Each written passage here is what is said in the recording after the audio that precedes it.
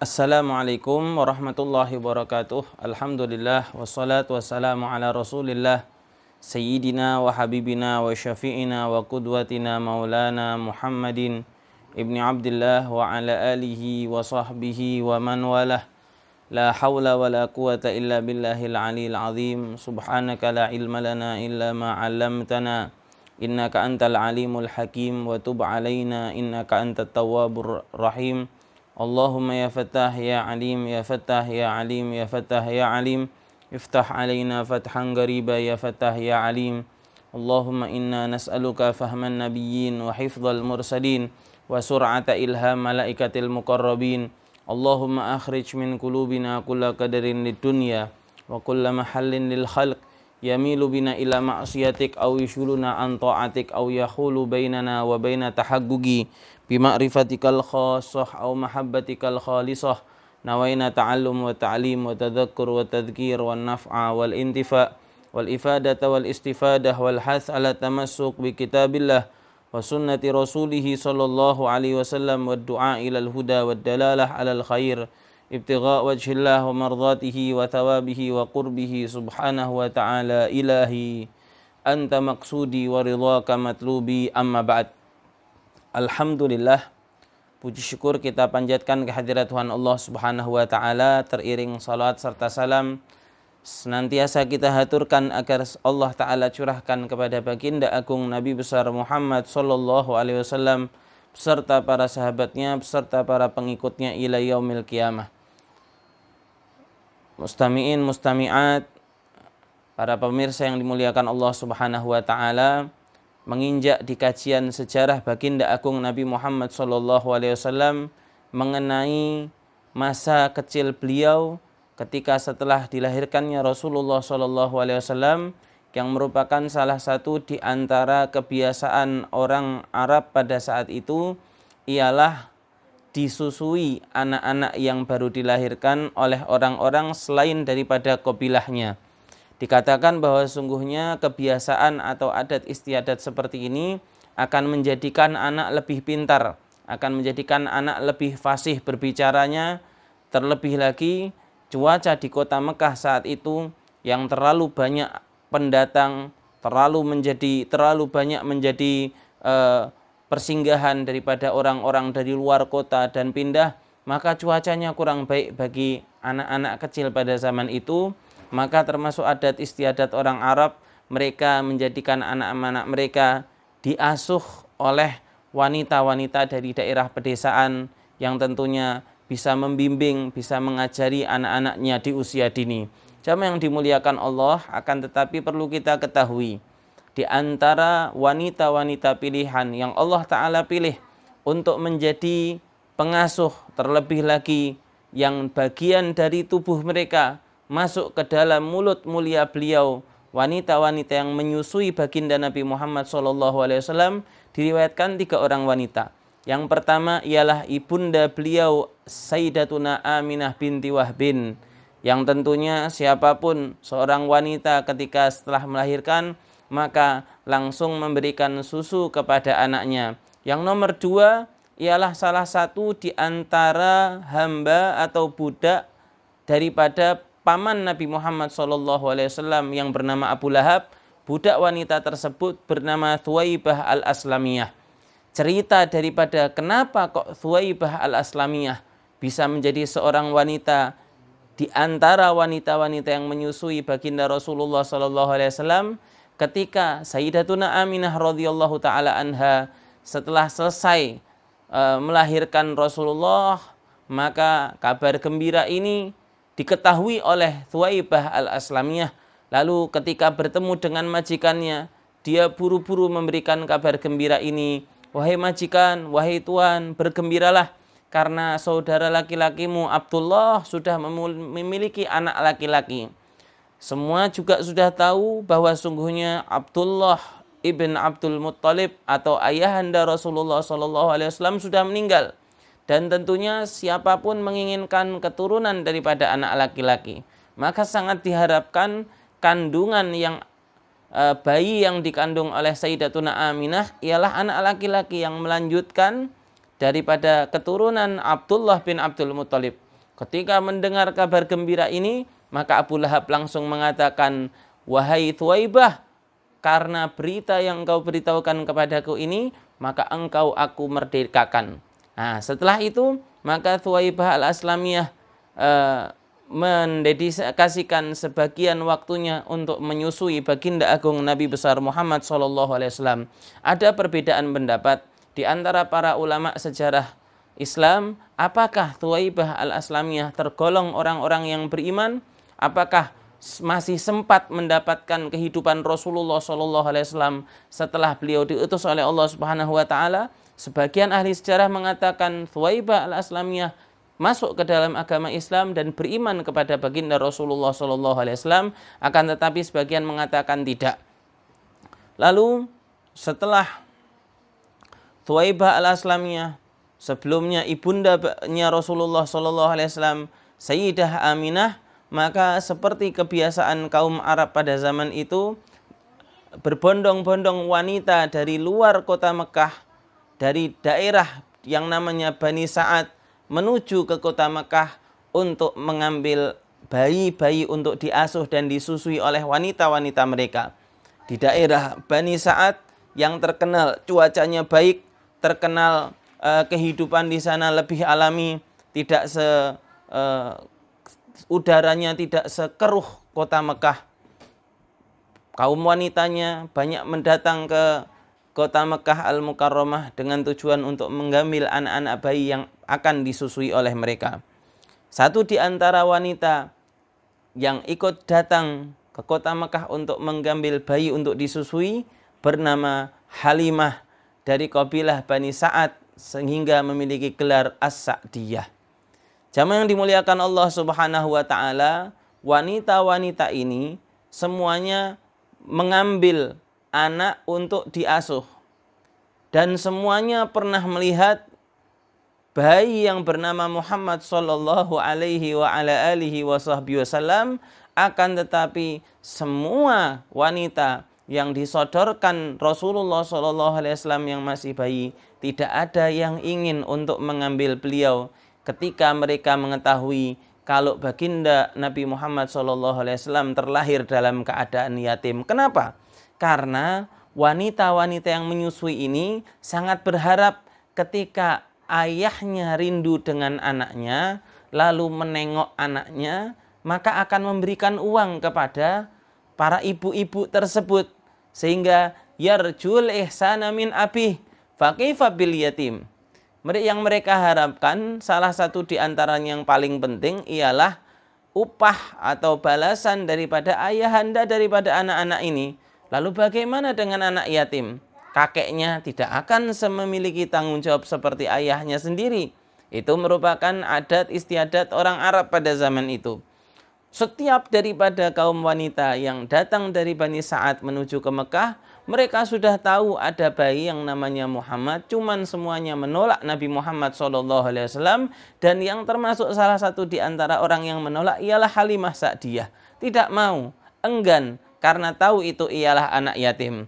Ketika mereka sudah berkumpul, lalu hampir semuanya sudah mendapatkan bayi untuk disusui, mereka sudah sepakat, ya sudah kalau gitu besok kita pulang.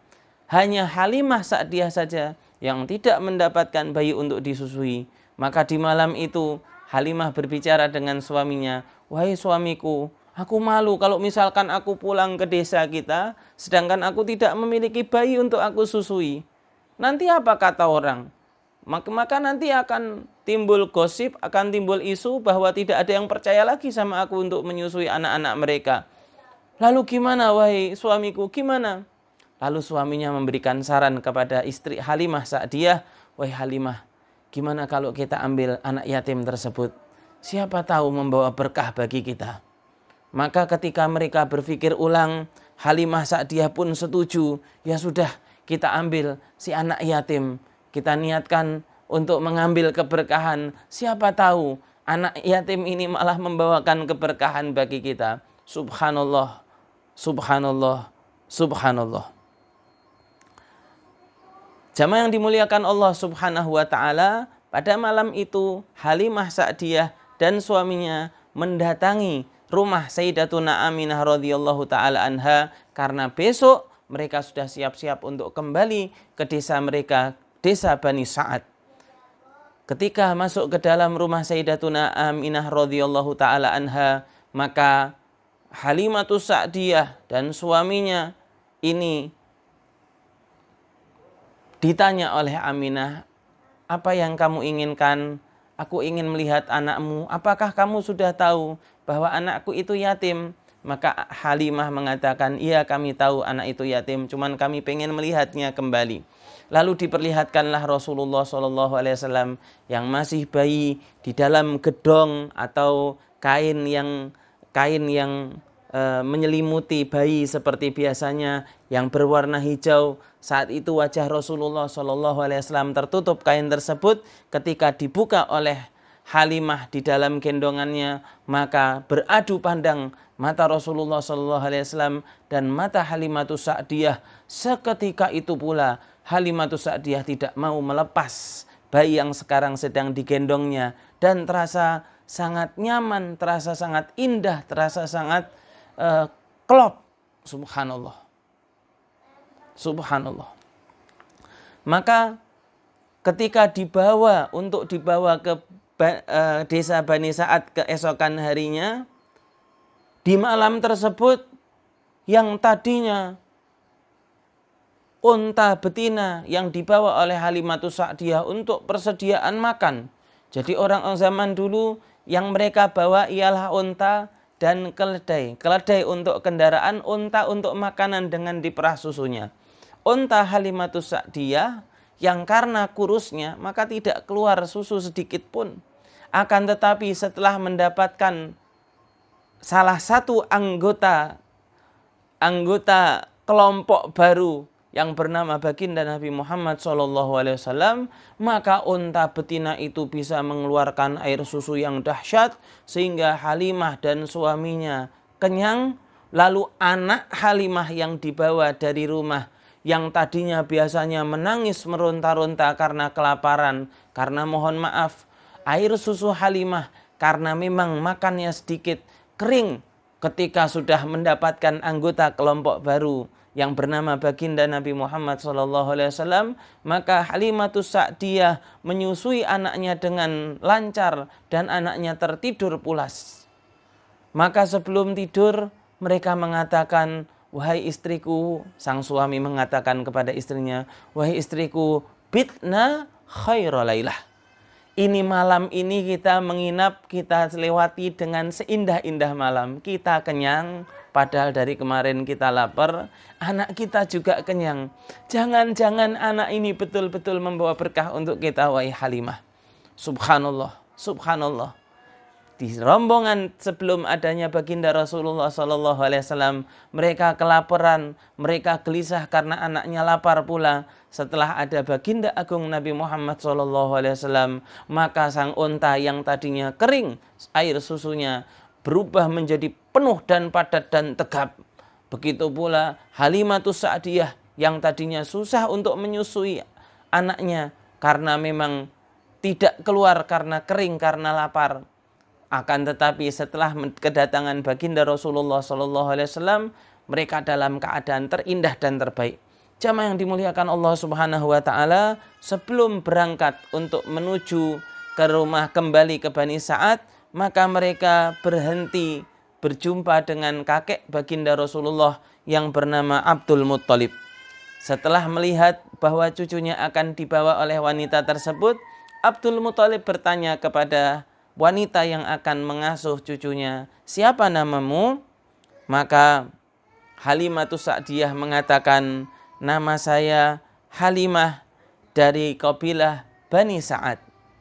Maka Abdul Muttalib mengatakan, "Bakhin, bakhin, beruntung, beruntung. Hilmun wa sa'dun, lemah lembut." Inti daripada kalimat Halimah, hilmun, lemah lembut, sa'dun, kebahagiaan. Setelah itu mereka melepas khoslatani fihima khairud dahri wa izzul abad.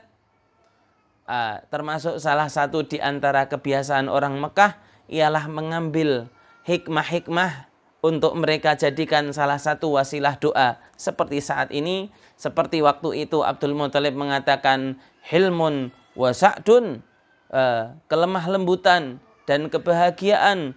Dua perkara ini menjadi bekal selama-lamanya dan menjadi kemuliaan yang tidak ada henti. Abdul Muthalib memberikan wejangan kepada Halimatus Sa'diyah. Setelah itu, ya Halimah, inna indi gulaman yatiman wa qad aradtuhu ala nisa' bani Sa'ad fa'abaina an yaqbalna wa qulna ma indal yatim minal khair innama naltamisul karamah minal aba. Sesungguhnya Abdul Muthalib menegur kembali Halimah. Halimah, tadinya sudah saya beritahukan kepada wanita-wanita itu, cuman tidak ada yang mau untuk menerima cucuku ini. Kamu mau Halimah? Maka Halimah mengatakan, saya siap wahai Abdul Muthalib untuk mengasuh cucumu ini. Subhanallah. Berlanjut perjalanan yang tadinya Halimatus Sa'diyah, karena memang keledainya itu keledai yang kurus, untanya juga unta yang kurus. Jadi kalau ada pertanyaan, kenapa semua daripada wanita-wanita Bani Sa'ad sudah mendapatkan anak untuk disusui, kenapa Halimatus Sa'diyah tidak mendapatkan anak untuk disusui? Akan tetapi yang didapatkan malah seorang anak yatim yang semuanya ketika ditawarkan tidak mau. Jawabannya ialah ketika menuju ke kota Mekah Al-Mukarramah, Halimatus Sa'diyah itu terlambat. Karena kendaraan yang merupakan hewan keledainya juga lemah, berjalannya tidak bisa cepat. Lalu untanya juga unta yang kurus, tidak bisa berjalan dengan cepat. Rombongannya Halimah, suaminya dan anaknya. Jadi ketika kaum wanita Bani Sa'ad sudah sampai ke kota Mekah, Halimah masih pertengahan perjalanan, masih di tengah jalan. Akan tetapi berbeda berangkat, berbeda pulang. Ketika Halimatus Sa'diyah pulang dari Mekah menuju ke desanya Bani Sa'ad, untanya ini berlari lebih dahsyat daripada unta-unta rombongan yang lain. Untanya ini juga berlari lebih dahsyat daripada unta-unta. Keledainya berlari lebih dahsyat daripada keledai-keledai rombongan yang lain. Sampai-sampai para wanita-wanita dari Bani Sa'ad mengatakan, irba'i alaina ya Halimah. Wahai Halimah, pelan sedikit. Halimah, apakah keledai dan untamu itu yang engkau bawa ketika engkau berangkat? Maka Halimah mengatakan, wallah, ini keledai yang sama ketika berangkat. Maka mereka mengatakan, ini ada perkara yang ajaib dan aneh ini wahai Halimah. Subhanallah, apa perbedaan berangkat dan pulang? Perbedaannya ketika berangkat belum ada satu penumpang yang bernama Muhammad SAW, akan tetapi ketika pulang sudah ada satu di antara penumpang rombongan itu yang bernama Baginda Agung Nabi besar Muhammad Sallallahu Alaihi wa ala alihi wa sahbihi wasallam. Jamaah yang dimuliakan Allah, ada di dalam kitab Sirah Al-Halabiyah, bahkan ketika Halimatus Sa'diyah mau meninggalkan kota Mekah, Halimah melihat bahwa sesungguhnya untanya ini menundukkan kepalanya 3 kali menuju ke arah Ka'bah Al-Musyarrafah. Menuju ke arah Ka'bah Al-Musyarrafah, wa rafa'at ra'saha ila syama'. Setelah menundukkan kepalanya 3 kali ke arah Ka'bah, lalu mengangkat kepalanya ke atas langit, baru mereka berjalan. Ini unta baru kenal Rasulullah beberapa hari sudah berubah keadaannya. Dari unta biasa menjadi unta luar biasa. Subhanallah, subhanallah, subhanallah. Tidak berhenti dengan cerita ini, wahai jamaah yang dimuliakan Allah. Setelah Halimatus Sa'diyah rumahnya terdatangi oleh baginda Rasulullah SAW, maka yang biasanya malam hari mereka memerlukan pijar api untuk penerangan rumah, akan tetapi setelah rumah mereka ada baginda Nabi Muhammad SAW, rumah mereka tidak memerlukan pijaran api atau tidak memerlukan lampu karena sudah terterangi dengan wajah baginda Nabi Muhammad sallallahu alaihi wa ala alihi wa sahbihi wasallam. Begitu pula termasuk salah satu hal yang sangat beda yang ada di dalam sosok Rasulullah SAW bersama Halimatus Sa'diyah ialah kalau Rasulullah SAW diberikan oleh Halimatus Sa'diyah susu sebelah kanan, maka beliau SAW mau untuk meminum air susu Halimatus Sa'diyah. Akan tetapi kalau misalkan diberikan ke susu sebelah kiri, maka Rasulullah menutup mulutnya rapat-rapat dan tidak mau. Banyak yang mengatakan di antara para alim ulama, subhanallah, di usia sekecil itu, di usia semuda itu, sedini itu, dia paham bahwa sesungguhnya dia punya saudara yang juga membutuhkan air susu ibunya, putra daripada Halimatus Sa'diyah. Jamaah yang dimuliakan Allah, termasuk salah satu perbedaan baginda Rasulullah SAW dengan anak-anak yang lain ialah baginda Rasulullah SAW yashibbu syababan la yushbihul ghilman. Beranjak dewasanya Rasulullah, kuatnya tulang, kepintaran dan kecerdasannya itu melebihi daripada anak-anak seusia beliau. Baginda Agung Nabi Muhammad SAW usia 2 bulan sudah bisa berbolak-balik, berbeda dengan anak-anak yang lain. Baginda Agung Nabi Muhammad SAW di usia 3 bulan sudah bisa berpijak di atas kakinya. Baginda Agung Nabi Muhammad SAW berusia 4 bulan sudah mulai merayap di tembok dan berjalan. Dan di usia 5 bulan baginda Rasulullah SAW sudah mampu untuk berjalan. Subhanallah, siapa di antara bayi yang umur 5 bulan sudah bisa untuk berjalan? Karena perkembangan Rasulullah SAW berbeda dengan perkembangan bayi atau anak di usia beliau. Sallallahu alaihi wa ala alihi wa sahbihi wasallam. Lalu di dalam usia 8 tahun, falamma balagha 8 ashhur kana yatakallamu bihaitsu yasma'u kalamahu. Ketika beliau berusia 8 bulan sudah berbicara dan ucapan yang dikatakan bisa terdengar. Ketika beliau berusia 9 bulan sudah bisa jalan, sudah bisa berbicara dengan bahasa yang sangat fasih. Shallu ala Nabi Muhammad. Shallu ala Nabi Muhammad. Muhammadun basyarun lakal basyari bal huwa kal yaqut bainal hajari. Termasuk salah satu di antara perbedaan-perbedaan yang terjadi setelah Nabi Muhammad SAW menjadi penghuni rumah Halimatus Sa'diyah ialah walaupun dalam keadaan musim paceklik, akan tetapi kambing-kambing ternak Halimatus Sa'diyah gemuk-gemuk, berdaging-berdaging. Sedangkan kambing-kambing ternak tetangga-tetangganya kurus-kurus. Sampai-sampai mereka berkata kepada anak-anak yang menggembalakan kambing tetangga-tetangganya, kalian itu gimana? Lihat kambing milik Halimah. Gemuk-gemuk. Ya sudah kalian ternaknya, gembalanya bersamaan dengan kambingnya Halimah, biar juga gemuk. Dan betul, kambing itu berjejeran. Kambing itu berdampingan dan bersampingan. Cuman ketika kembali ke rumah, kambing Halimatus Sa'diyah gemuk dan segar penuh dengan daging. Sedangkan kambing tetangga-tetangga Halimatus Sa'diyah kurus dan tidak ada daging. Apa bedanya? Makannya di dalam rumput yang sama. Digembalakan di satu bidang tanah yang sama. Beda. Yang ini salah satu anggota penghuni rumah kekasih Allah, baginda Rasulullah SAW. Sedangkan yang di sana tidak. Jamaah yang dimuliakan Allah Subhanahu wa Ta'ala, berlalu waktu Rasulullah bersama para saudara-saudaranya di rumah Halimatus Sa'diyah dalam keadaan indah, dalam keadaan nyaman. Halimatus Sa'diyah sangat sayang kepada Rasulullah lebih daripada sayangnya kepada anak-anak yang lain.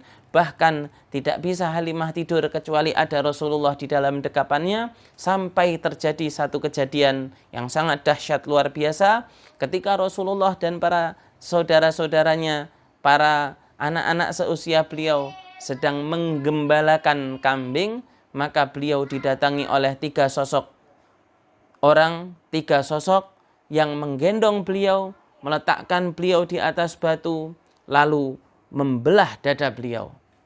Melihat anak-anak melihat hal itu, anak-anak yang biasa bersama Rasulullah SAW memperhatikan dari jauh.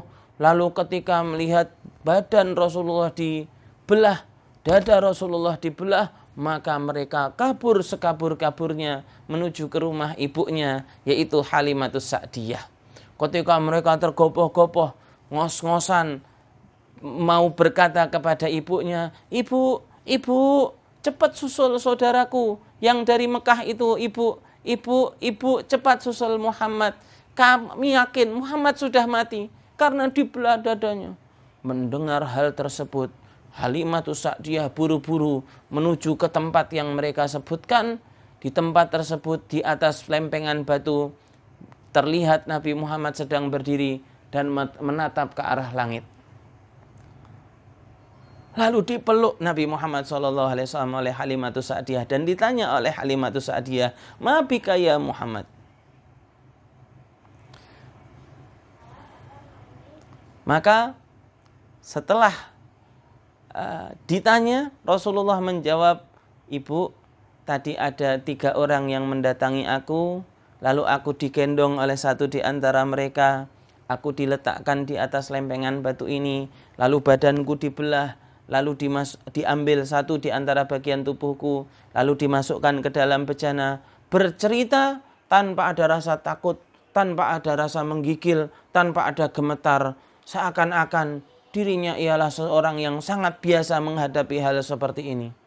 Maka mendapatkan hal tersebut, Halimatus Sa'diyah khawatir sekhawatir-khawatirnya dan berkata kepada suaminya. Ketika diajak pulang, lalu berjumpa dengan suaminya, maka Halimatus Sa'diyah berkata kepada suaminya, "Wahai suamiku, ayo buru-buru kita kembalikan Muhammad."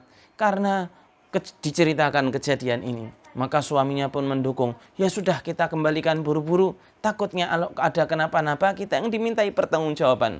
Padahal setahun atau 2 tahun sebelum kejadian ini, Halimatus Sa'diyah membawa Nabi Muhammad ke rumahnya, ke kota Mekah, dan merayu kepada ibunda Nabi atau yang bernama Sayyidatuna Aminah agar Nabi Muhammad dikembalikan kepadanya lagi karena dia khawatir wabah Mekah, polusi udara di kota Mekah yang tidak bagus untuk anak seusia Muhammad sallallahu alaihi wa ala alihi wasallam. Jadi beberapa waktu sebelum kejadian pembelahan dada, Halimah itu merayu ibunda Nabi agar Nabi Muhammad masih dititipkan di dirinya. Akan tetapi setelah kejadian pembelahan dada, Halimatus Sa'diyah memaksa ibunda Nabi untuk menerima Nabi Muhammad sallallahu alaihi wasallam. Mengetahui hal ini, maka Aminah bertanya kepada Halimah, "Usdukni mabik." Jujurlah padaku Halimah, sesungguhnya ada apa? Maka Halimatus Sa'diyah menjawab dengan jujur, "Beberapa waktu yang lalu anakmu ini didatangi oleh seorang laki-laki. 3 sosok itu, yang satu membelah dadanya, yang satu memenggang wajan, dan terjadi ini dan ini. Kami khawatir itu perbuatan jin, perbuatan setan, maka buru-buru kami kembalikan." Maka Aminah binti Wahab, ibunda Nabi Muhammad SAW, berkata kepada Halimah, "Wahai Halimah, jangan takut. Tidak mungkin itu setan, tidak mungkin itu jin. Aku yakin anakku ini memiliki hal yang istimewa." Lalu Aminah menceritakan bagaimana ketika beliau mengandung, bahwa ketika dia mengandung tidak mendapatkan kesusahan, keberatan di dalam kandungan. Ketika mengandung Nabi Muhammad SAW, melahirkannya pun tidak sakit.